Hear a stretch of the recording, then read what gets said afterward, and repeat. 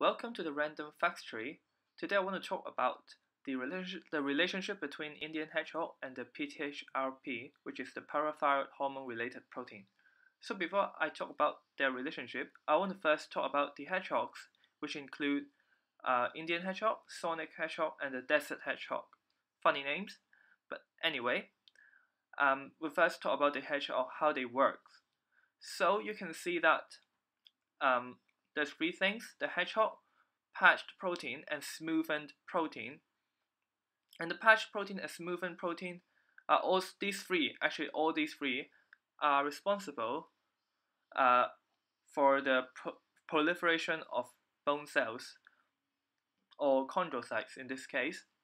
So we'll start from smoothened protein. By default, smoothened protein is active, which will not degrade the GLI complex or GLI complex, the GLI complex, and the intactness of the GLI complex would causes the proliferation of chondrocytes, which would cause the bone growth. Okay, easy enough. Then the patched protein will work to inhibit the smoothened protein, so that although by default smoothened protein will causes proliferation, the patch protein will prevent that from happening by inhibiting the smoothened protein. So the hedgehog works by inhibiting the patch protein. So in other way, the hedgehog will inhibit the patch, and the patch would not be able to inhibit the smoothened protein. So in the end of the day, hedgehog would cause the cell proliferation. So now I'll talk about the bone growth. And there is two ways that bone can grow. One of them is the endochondral growth, bone growth, or bone synthesis. So what this means is that essentially there will be first the cartilage growth, which also means the chondrocytes growth, and the chondrocytes will then be replaced by the bone cells. Okay, understand? So in this long bone, you can see the bulb of the long bone that I've drawn here. The bulb of the long bone will be the sites of the resting chondrocytes, and immediately below it, here in the intersection of the bulb and the bone itself, there is a proliferating zone, and follow it the hypertrophying zone.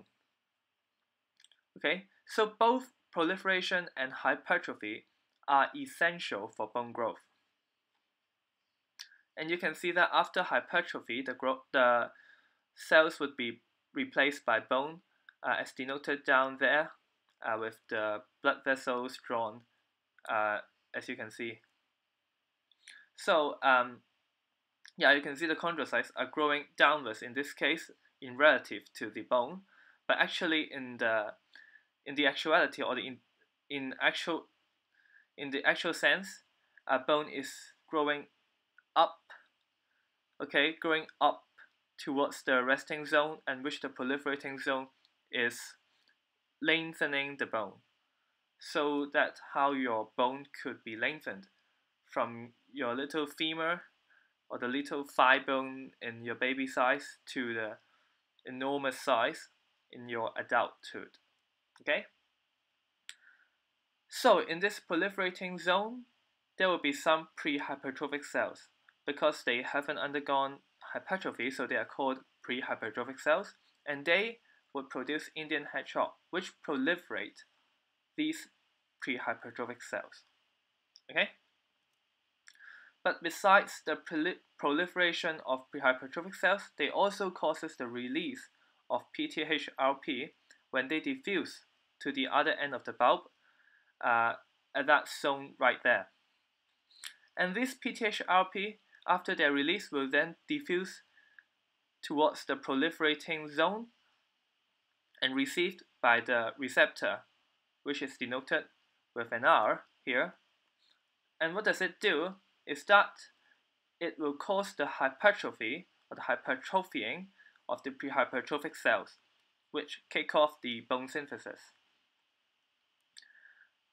What this also means is that not only it kicks off the bone synthesis, it also decreases the number of prehypertrophic cells, which is the source of the Indian hedgehog.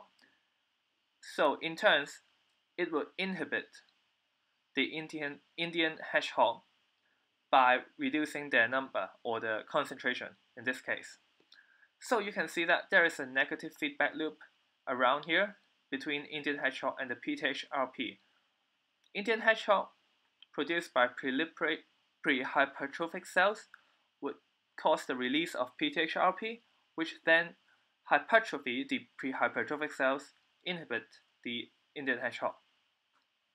Okay, so this is the whole chart of the negative feedback and the relationship between the Indian hedgehog and PTHrP.